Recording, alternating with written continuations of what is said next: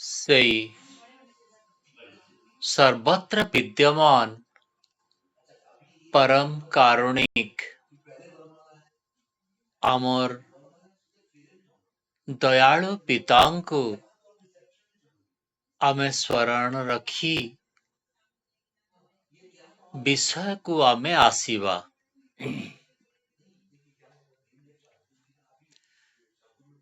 କିଛି କିଛି ବିଷୟ ଆମ ଭିତରେ ସନ୍ନିହିତ ହେଇ ସାରିଲାଣି, ଯେମିତିକି ଧର୍ମ କଣ ହେଇପାରେ ଆଉ କଣ ହେଇନଥିବ, ଏଇ ବିଷୟଟା ଆମେ ସମସ୍ତେ କିଛି କିଛି ବୁଝି ସାରିଲେଣି। ଦ୍ୱିତୀୟରେ ଆମର ଯୋଉ କର୍ତ୍ତବ୍ୟ କର୍ମ ଧର୍ମ ଆଧାରିତ ନ ହେଲେ ଆମର ଯୋଉ ଲକ୍ଷ୍ୟ ସୁଖୀ ହେବାଟା ସେଇଟା ଆଉ ସମ୍ଭବ ହବ ନାହିଁ। ଏଇ ବିଷୟରେ ବି ପ୍ରତ୍ୟେକ ଦିନ ଚର୍ଚ୍ଚା ଚାଲିଛି, ଆଗକୁ ବି ଚାଲିବ। ତୃତୀୟରେ ଆମ ଭାଗ୍ୟ ଆମେ ଲେଖୁ।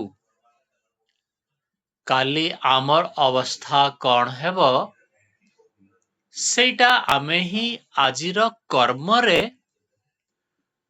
ଆମେ ନିର୍ଦ୍ଧାରିତ କରିଥାଉ।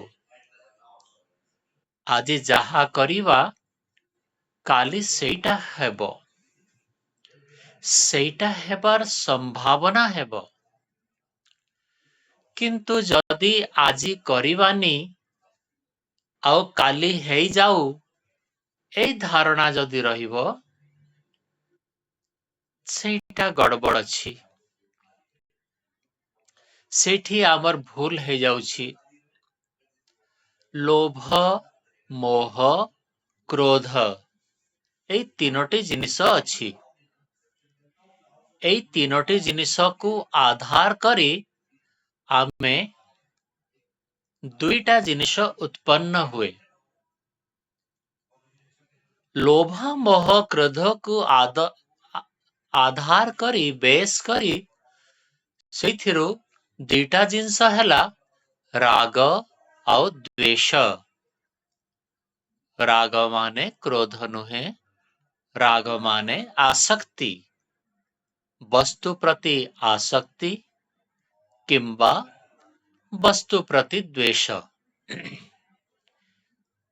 ଏଇ ଯୋଉ ମୂଳରେ ତିନିଟା ଜିନିଷ ରହିଲା, ଲୋଭ, କ୍ରୋଧ ଆଉ ମୋହ,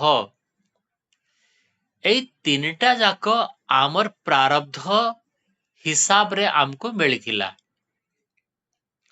ପ୍ରାରବ୍ଧର ଅର୍ଥ କଣ? ପ୍ରାରବ୍ଧର ଅର୍ଥ ହେଲା ଗତ ଜନ୍ମରେ ଆମେ କଣ କରିଥିଲେ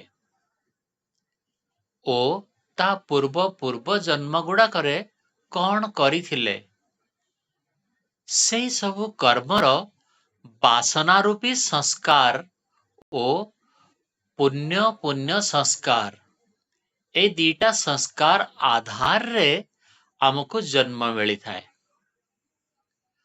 ଆଉ ସେଇ ଯୋଉ ପୂର୍ବ ଜନ୍ମର କର୍ମର ବର୍ତ୍ତମାନ ପରିଣାମକୁ ପ୍ରାରବ୍ଧ କୁହାହୁଏ।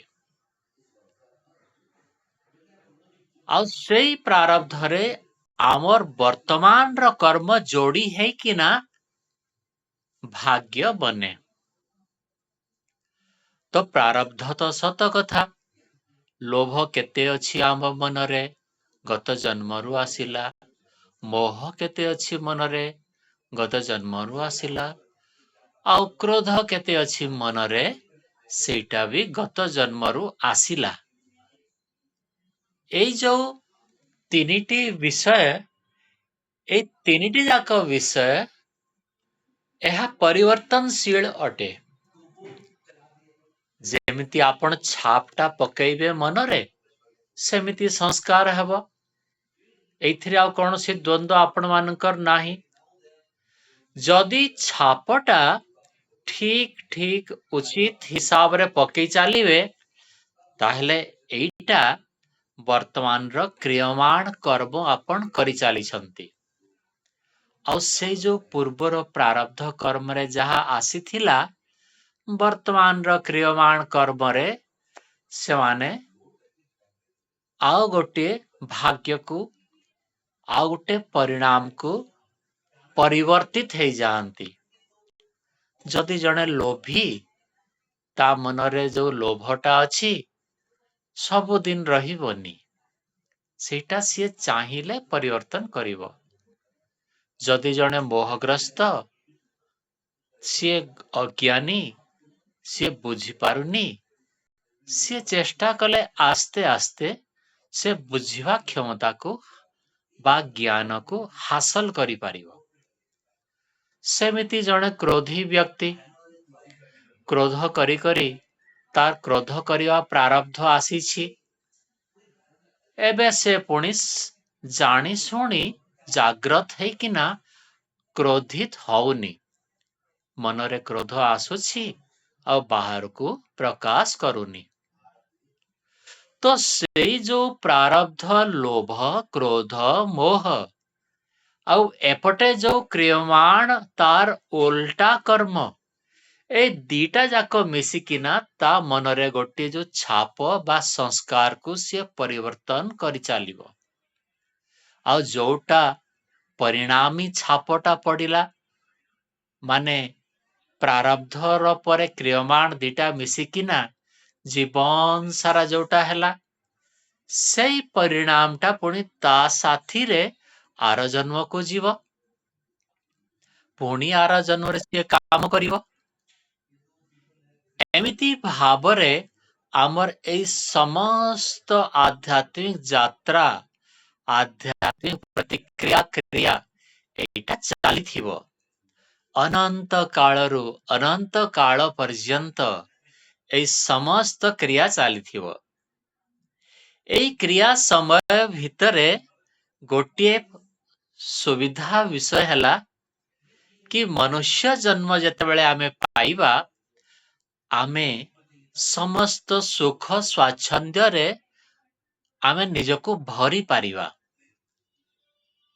ପଶୁଠୁ ଭିନ୍ନ ଆମ ବୁଦ୍ଧି ଅଛି। ଆମେ ବୁଦ୍ଧିକୁ ପ୍ରୟୋଗ କରିପାରିବା। ସେଇ ବୁଦ୍ଧିକୁ ପ୍ରୟୋଗ କରି ଆମେ ଧର୍ମପୂର୍ବକ ଧନର ସଂଗ୍ରହ କରିପାରିବା, ଆଉ ଧନ ମାଧ୍ୟମରେ ଆମ ନିଜର ମନର କାମନାକୁ ପୂର୍ତ୍ତି କରିପାରିବା। ଏଇ ଯୋଉ କାମନା ପୂର୍ତ୍ତି ଆମର ଚରମ ଲକ୍ଷ୍ୟ ନୁହେଁ। ଯଦି ଜଣେ ଧନୀ ହେଲା, ଧର୍ମ ଆଚରଣ କଲା ଆଉ ଧନୀ ହେଲା, ସେ ଜାଣିବାକୁ ପଡ଼ିବ କି ଏଇଟା, ଏଇ ଯୋଉ ତାର କାମନା ପୂର୍ତ୍ତି ହଉଛି, ୟା ବାହାରେ ତାର ଲକ୍ଷ୍ୟ ଅଛି, ଲକ୍ଷ୍ୟ ନିର୍ଦ୍ଧାରିତ ଅଛି। ଯେମିତି ଏଇ ଜନ୍ମରେ ସିଏ ସୁଖୀ ହଉଛି, ପଞ୍ଚେନ୍ଦ୍ରିୟ ମାଧ୍ୟମରେ ସାଂସାରିକ ସୁଖରେ ସେ ସୁଖୀ ହେଇ ଚାଲିଛି, ସେଇଟା ବେଶୀ ଦିନ ରହିବନି। ସ୍ୱର୍ଗରୁ ଦେବତା ହେଇ ପୁଣି ଥରେ ମନୁଷ୍ୟ ହେବାକୁ ତାକୁ ପଡ଼ିବ। ଭଲ ସୁଖ ସ୍ୱାଚ୍ଛନ୍ଦ୍ୟ ସମୃଦ୍ଧ ପରିବାରରେ ଶାନ୍ତି, ଏଇ ସବୁ ଯାକ ପରିବାରର ସୁଖର କାରଣ ହେଇଥିବାରୁ ସେଇ ପରିବାରଟା ସୁଖୀ। ଯେଉଁ ପରିବାରରେ ୟାର ବିପରୀତ ଜିନିଷ ଅଛି, ସେଇଟା ସ୍ୱର୍ଗ ନୁହେଁ। ଏମିତି ଯୋଉ ଏଇ ଜନ୍ମରେ ସିଏ ସୁଖୀ ହେଲା, ସୁଖ କିଛିଟା ପାଇଲା, ସେମିତି ଏଇ ମୋକ୍ଷ ସୁଖଟା ବି ସେମିତି। ଆମ ଅନନ୍ତ ଯାତ୍ରା ମଧ୍ୟରେ ସେ ମୋକ୍ଷ ସୁଖକୁ ବି କିଛି ସମୟ ପାଇଁ ପାଏ। ମୋକ୍ଷ ହେଇଗଲେ ପରିତ୍ରାଣ ହେଇଯାଏ। ଏଇଟା ଆମେ ଶୁଣିଛୁ। କାହିଁକି ନା ଅତ୍ୟନ୍ତ ଲମ୍ବା ସମୟ ପର୍ଯ୍ୟନ୍ତ ସିଏ ପରମାତ୍ମାଙ୍କର ସୁଖରେ ସୁଖୀ ହେଇ ଚାଲେ। ଆଉ ସେଥିପାଇଁ କୌଣସି ବାହ୍ୟ ସାଂସାରିକ ଦ୍ରବ୍ୟର ସେ ଆବଶ୍ୟକ କରେନି। ଅତ୍ୟନ୍ତ ଭାବରେ ନିଜ ମନ ଭିତରେ ତାର ସୁଖକୁ ସିଏ ଉପଭୋଗ କରି ଚାଲିଥିବ ଆଉ ବାହାରର କୌଣସି ଦ୍ରବ୍ୟର ସାଥିରେ ତାର ସୁଖଟା ଡିପେଣ୍ଡେଣ୍ଟ ନଥିବ। କୌଣସି ବି ଜଡ଼ ପଦାର୍ଥର ହାନି ହେଇଗଲା, ସେଇ ହାନି ହେବାରୁ ତାର ସୁଖର କୌଣସି ହାନି ହବନି। କୌଣସି ବି ଚେତନ ପଦାର୍ଥର ହାନି ହେଇଗଲା, ଚେତନ ପଦାର୍ଥର ହାନି ହେଇଗଲା ପରେ ବି ତାର ସୁଖର କୌଣସି ହାନି ହେବନି। ଏଇ ହିଁ ମନୁଷ୍ୟ ଜନ୍ମରେ ସେଇ ସ୍ଥିତି ସମ୍ଭବ ହେଇଯିବ କି ଆମେ ପୂର୍ଣ୍ଣ ସୁଖୀ ହେଇପାରିବା। ଉପାୟ ସେଇଟା ଅଛି। ଯେତେ ଆମେ ଚେଷ୍ଟା କରିବା ସେତେ ଶୀଘ୍ର ସେଇ ସ୍ଥିତିକୁ ଆମେ ପହଞ୍ଚି ପାରିବା। ଏଇଟା କେବଳ ଗୋଟେ ବୁଝାମଣା। ଆପଣ ଯୋଉ ବୁଝୁଛନ୍ତି ଏଇ ସାଂସାରିକ ଦ୍ରବ୍ୟ ଗୁଡାକ ଆଉ ଆପଣ ଯୋଉ ବୁଝୁଛନ୍ତି ଏଇ ଆଧ୍ୟାତ୍ମିକ ଦ୍ରବ୍ୟ ଗୁଡାକ, ଏଇ ବୁଝାମଣା ଯଦି ଠିକ ହେଇପାରିଲା, ସେ ସାଂସାରିକ ଜିନିଷ କି ମସ୍ତ ବ୍ୟବହାର କରିବ, ସେଥିରୁ ଦୁଃଖ ପାଇବନି। ଚାରି ପ୍ରକାରର ଦୁଃଖ ସାଂସାରିକ ବିଷୟରେ ଅଛି, କାଲି ମୁଁ କହିଥିଲି, କାଲି ପରଦିନ। ଆଉ ପୁଣି ଆଧ୍ୟାତ୍ମିକ ଦୁଃଖରେ, ଆଧ୍ୟାତ୍ମିକ ସୁଖରେ ସେ ସୁଖୀ ହେଇ ଚାଲିବ। ତ ଏଇ ନିର୍ଣ୍ଣୟଟା ଆପଣ ନିଜେ ନେବାକୁ ପଡିବ। କାହିଁକି ନା ଆପଣ ଯଦି ନିଜେ ନିର୍ଣ୍ଣୟ ନେଇଛନ୍ତି, ସେଇ କାମକୁ ଆପଣ କରିବେ ଲମ୍ବା ସମୟ ପର୍ଯ୍ୟନ୍ତ। ଯଦି ଆପଣ ନିର୍ଣ୍ଣୟ ନ ନେଇ କୌଣସି ଦ୍ୱାରା ପ୍ରଭାବିତ ହେଇ ସାମୟିକ ହିସାବରେ ଆପଣ କିଛି କର୍ମ କରିଦେବେ, କିଛି ଦିନ ପରେ ସେଇ କର୍ମଟା ପୁଣି ଆପଣ ଛାଡିଦେବେ। ଏଇ ଦୃଷ୍ଟିକୋଣରେ ଆମକୁ ନିର୍ଣ୍ଣୟ ନେବା ପର୍ଯ୍ୟନ୍ତ ଜ୍ଞାନର ଆବଶ୍ୟକତା ରହିବ। କଣ କରଣୀୟ ଆଉ କଣ ଅକରଣୀୟ, ଏତେ ବିଷୟ ବି ଯଦି ଆମେ ଜାଣିପାରିଲେ, ଯୋଉଟା କରଣୀୟ ସେଇଟା କରିବା, ସେଇଥିରେ ଆମର ଲାଭ ଦେଖାଯାଉଛି ନା? ଆଉ ଯୋଉଟା ଅକରଣୀୟ ସେଇଟା ଆମେ କରୁନୁ, ଛାଡି ଦଉଛୁ। ଗୋଟିଏ ବିଷୟ କାଲି ପରଦିନ ସେଇଠି ଆସିଥିଲା, ତାଳଚେରର ସେଇ ସତ୍ସଙ୍ଗରେ, କି ଆମର ଯୋଉ ନିର୍ଣ୍ଣୟଟା, ମୁଁ କଣ, ମୁଁ ଧର ଭାବିବି ମୁଁ ଜଣେ ପୁରୁଷ ଭାବିଲି, ତାହେଲେ ଗୋଟିଏ ପୁରୁଷର ଯୋଉ ଆବଶ୍ୟକତା ଗୁଡାକ ଅଛି, ସେଇ ଆବଶ୍ୟକତାକୁ ମୁଁ ପୂରଣ କରିବି। ମୁଁ ଭାବିବି ମୁଁ ଗୋଟିଏ ବୁଢା, ତ ବୁଢା ବୟସରେ ଯୋଉ ଆବଶ୍ୟକତା ଅଛି ତାକୁ ମୁଁ ପୂରଣ କରିବି। ମୁଁ ଗୋଟିଏ ଶିଶୁ, ବାପାର ପଛେ ପଛେ ଧାଇଁ ଚାଲିଥିବି। ଯୁବକ ଅଛି, ମୋର ଆବଶ୍ୟକତା ଅଲଗା ଅଛି। ଏଇ ଯୋଉ ମୋର ପରିବର୍ତ୍ତନୀୟ ଅନୁଭୂତି, ସେଇ ହିସାବରେ ଆମ ନିର୍ଣ୍ଣୟ ପରିବର୍ତ୍ତନ ହେଇ ଚାଲିବ। ଏଇଥିରେ କୌଣସି ଆଉ ଦ୍ୱନ୍ଦ୍ୱ ନାହିଁ। ଯୋଉଟା ଆପଣ ନିଜେ ବୋଲି ଭାବିବେ, ସେଇ ହିସାବରେ ଆପଣଙ୍କର ଆବଶ୍ୟକତା ପଡିବ। ଯଦି ଆପଣ ନିଜେ ମୁଁ ଶରୀର ନୁହେଁ ବୋଲି ଭାବିବେ, ମୁଁ ଆତ୍ମା ବୋଲି ଭାବିବେ, ସେତେବେଳେ ଶରୀରର ଆବଶ୍ୟକତା ପ୍ରମୁଖ ଆଉ ହବନି। ସେତେବେଳେ ଆତ୍ମାର ଆବଶ୍ୟକତା ପ୍ରମୁଖ ହବ। କଣ କଲେ ଆତ୍ମା ମୁଁ ସୁଖୀ ହେବି, ଆପଣ ସେଇ ବିଷୟରେ ଭାବି ଚାଲିବେ। ବର୍ତ୍ତମାନ ଆପଣଙ୍କୁ ଲାଗୁଛି କି ମୁଁ ଜଣେ ସ୍ତ୍ରୀ, ପୁରୁଷ, ବୁଢା, ବୁଢୀ, ଛୋଟ, ବଡ, ଏଇ ସବୁ ଲାଗୁଛି, ଚାକିରିଆ, କେତେ କଥା ସବୁ ଲାଗି ଚାଲିଛି। ତ ସେଇ ହିସାବରେ ଆପଣ ପ୍ରତିକ୍ରିୟା କରିଚାଲିଛନ୍ତି। ନିଜେ ଜଣେ ବଡ ଅଫିସର କିମ୍ବା ନିଜେ ଜଣେ ଛୋଟ କର୍ମଚାରୀ, ତ ସେଇ ଯୋଉ ଅନୁଭୂତି କି ମୁଁ ଛୋଟ କର୍ମଚାରୀ କିମ୍ବା ମୁଁ ବଡ ଅଫିସର, ସେଇ ହିସାବରେ ତ ବ୍ୟବହାର କରିବେ ନା ଅଲଗା କରିବେ? ନିଶ୍ଚିତ ଭାବରେ ଆପଣ ସେଇ ହିସାବରେ ହିଁ ବ୍ୟବହାର କରି ଚାଲିବେ। ଯେତେବେଳେ ଆପଣ ଜାଣିବେ କି ଓହୋ ଏଇ ଶରୀର ମୁଁ ନୁହେଁ, ଏଇଟା ଗୋଟେ ଜଡ଼ ତତ୍ତ୍ୱଟା, ଆଉ ମୁଁ ତ ଚେତନ। ମୋ ଭିତରେ ସେଇ 6ଟା ଗୁଣ ଅଛି, 6ଟା ଲକ୍ଷଣ ଅଛି, ଯୋଉ 6ଟା ଲକ୍ଷଣ ଚେତନରେ ଥାଏ। ଆଉ ଏଇ ଯୋଉ ଶରୀରଟା, ଏଇଟା 5 ମହାଭୂତରେ ତିଆରି, ଆକାଶ, ବାୟୁ, ଅଗ୍ନି, ଜଲ ଆଉ ପୃଥିବୀ। ତାହେଲେ ମୁଁ କାହିଁକି ଏମିତି ଭାବୁଛି କି ମୁଁ ଏଇ ଜଡ଼ ଶରୀର ବୋଲି? ନା ନା, ଏଇଟା ଭୁଲ ଧାରଣା ମୋର। ମୁଁ ଗୋଟେ ଚେତନ ତତ୍ତ୍ୱ। ମୋର ସେଇ ଚେତନତା ସ୍ୱତଃ ସିଦ୍ଧ। ଯେତେବେଳେ ମୁଁ ଏଇ ଶରୀରରେ ନିବାସ କରିଛି, ସେତେବେଳେ ମୁଁ ମୋର ହାତ ଗୋଡ଼ ହଲଉଥିବାରୁ ଲୋକେ ଭାବନ୍ତି କି ହଁ, ଇଏ ଅଛି, ଏଇ ଚେତନ ତତ୍ତ୍ୱଟା ଏଇ ଶରୀର ଭିତରେ ନିବାସ ବର୍ତ୍ତମାନ କରିଛି। ଯେତେବେଳେ ମୁଁ କହିବା ବନ୍ଦ କରିଦିଏ, ଯେତେବେଳେ ମୁଁ ଶୁଣିବା ବନ୍ଦ କରିଦିଏ, ଆଖି ଖୋଲେନି, ସେମାନେ ଏଇ ଦ୍ରବ୍ୟକୁ ନେଇକରି ପୋଡ଼େଇ ଦିଅନ୍ତି। ଜଳେଇଲା ବେଳକୁ ବି ମୁଁ ଛାଡ଼ି ଦେଇଥିବାରୁ କାରଟା ଜଳେ, ମୁଁ ଜଳେନି।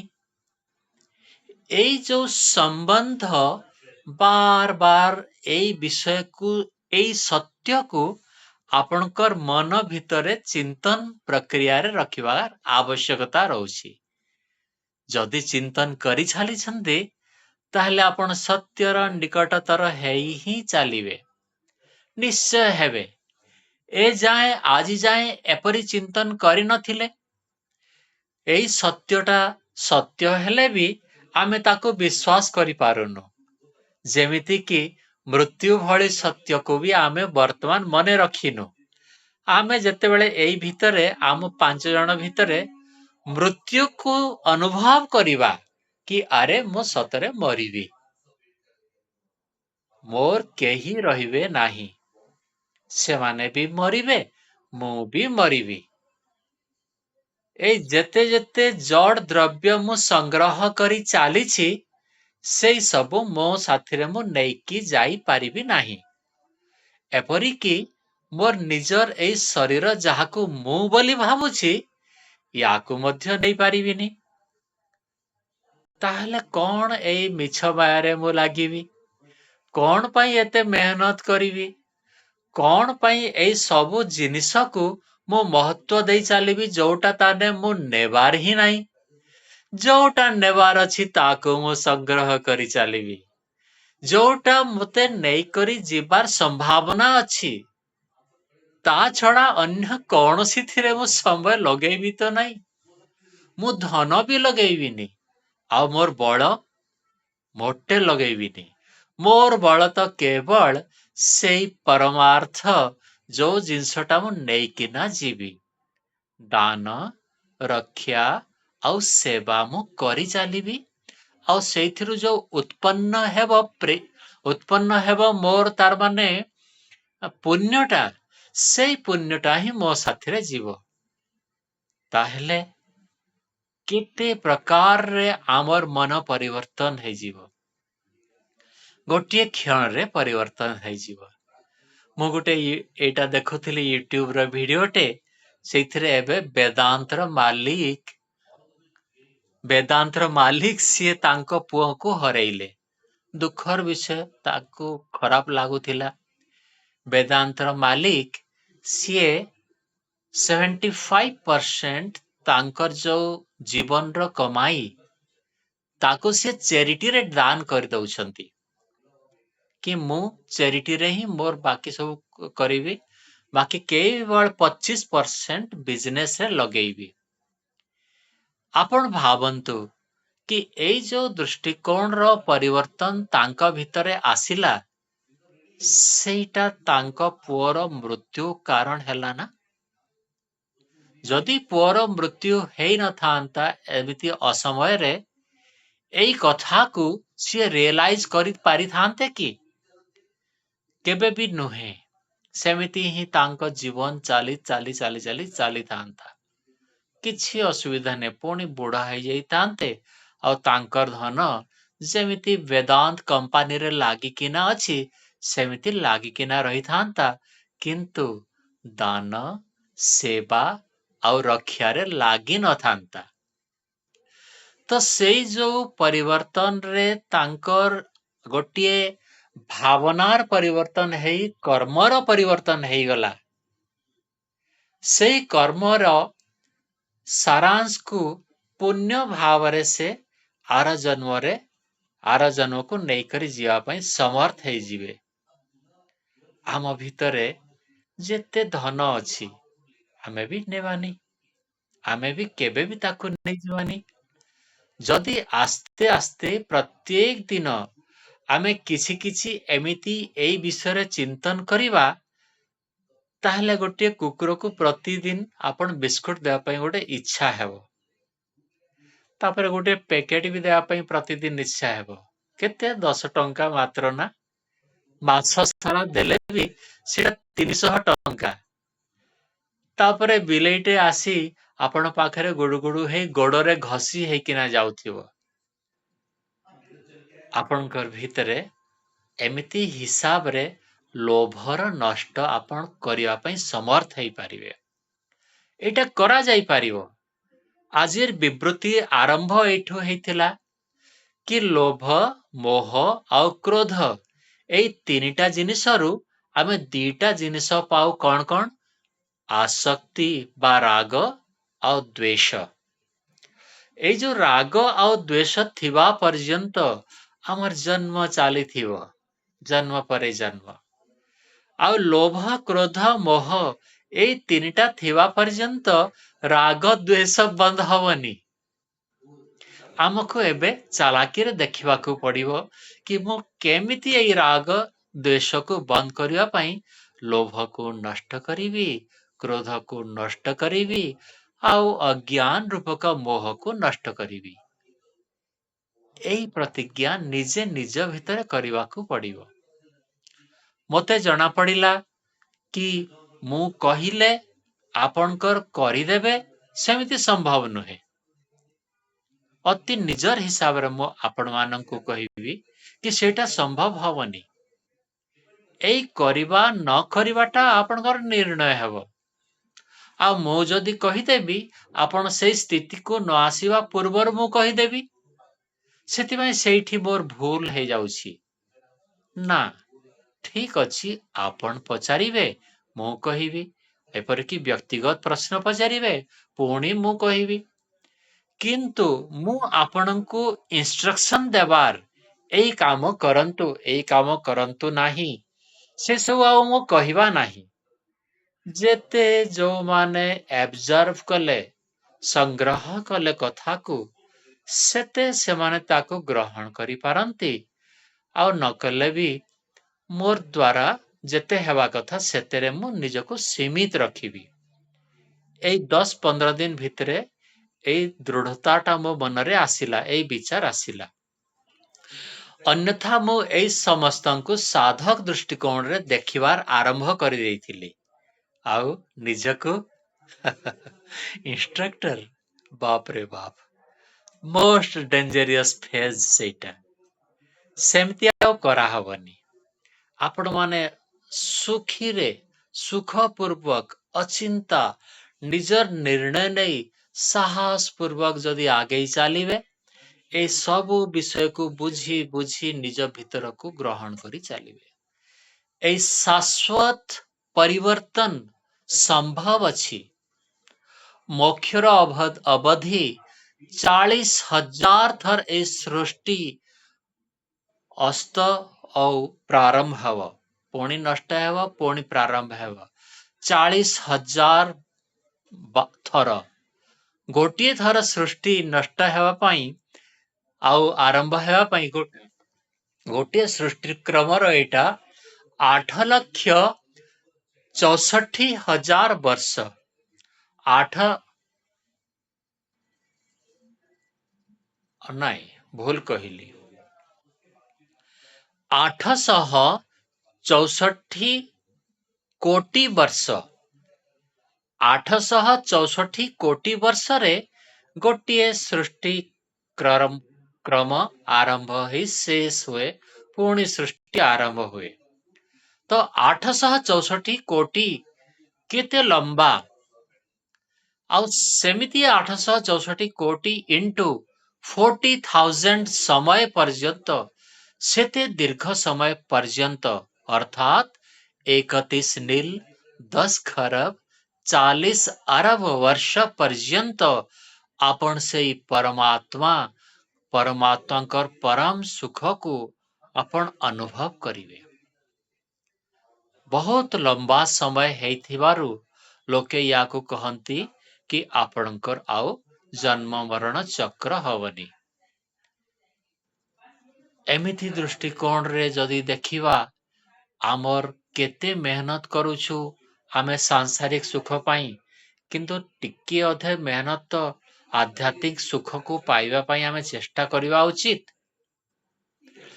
जदि आमे अतृप्त एबे मध्य अछु सांसारिक सुखरू आमे निजको निवृत्त करि पारिनो, आहुरी सांसारिक सुख दरकार बोली जदि आम भावना रे चालिछि ता अर्थ हेई गला कि हाँ सांसारिक सुख रे तृप्ति मिलिबो नाही। एतिकी आमको बुझिया पई यथेष्ट समय आम मानकर हेई सारलणी। जदि सांसारिक सुख रे आमर सुख नाही बा तृप्ति नाही जानी गले तापरे पुणी अन्य अन्य जगह खोजिबा, अन्य अन्य विषय को आमे चेष्टा करिबा आउ सेई चेष्टा रे हुए तो आमे पुणी सफल भी हे जाई पारू। तो सांसारिक जो जीवनटा सांसारिक जीवनर अंतिम लक्ष्यटा सेटा हैला कि आपणक भितरे गोटे चेतनार जागृत करिबा कि हाँ सतरे मु तृप्त हेई पारुनी। काली परदिन जो विषय चली थिला परिणाम दुख एटा प्रत्येक सुख साथी रे अछि। परिणाम हैला कि ना मु सुखी हेबा पई चेष्टा कली, देखिला बेले मोर तृप्ति कौन हेबो, फिर तृप्तिटा आहुरी अतृप्त हेई गला। सामयिक क्षणस्थायी तृप्तिर परे गोटिए रसगुल्ला जेतेबेले एठू एते पर्यंत आसुची 1 सेकेंड रे केवल सेतिकी समय सुख, तापरे पुणी जो इच्छाटा थिला रसगुल्ला खाइबा पई से इच्छाटा द्विगुणित हेई जवारू आ गोटे रसगुल्ला मु धरी पकेइली। एई प्रोसेस एई विषय को बुझिया पई जागरूक हेई चिंतन करी करी भोग को भोगिबा को पड़िबो। जदि आपण भोगी भोगी चिंतन करी करी जानी पारिले कि हाँ मोर अतृप्ति होउछि, संसार रो भोगरे मु अतृप्त हेई चालिछि, ताहले आपण वैरागी हेई जिवे। ताहले आपणक भितरे वैराग्यर सुख उत्पन्न हेई जिवो। वैराग्य सुख 100 गुण बेहतर भलो ए सांसारिक सुख अपेक्षा। एटा आगरु भी आमे चर्चा रे करिछु। तो आजी आमको टिके अनुमान करी समस्त संसार रो क्रिया प्रतिक्रिया कला बेले आमर दृष्टिकोण रे निज उपरे कोनटा प्रभाव पड़िला, लोभ मोह क्रोध को बढ़ेला ना कमेला, राग और द्वेष को बढ़ेली ना कमेली। एमिति जागरूकतार सहित आमको समय को अतिवाहित कले सेटा आमर आध्यात्मिक यात्रार पथ प्रशस्त करी चालिबा। इत्यम शांति पाठ करिवा।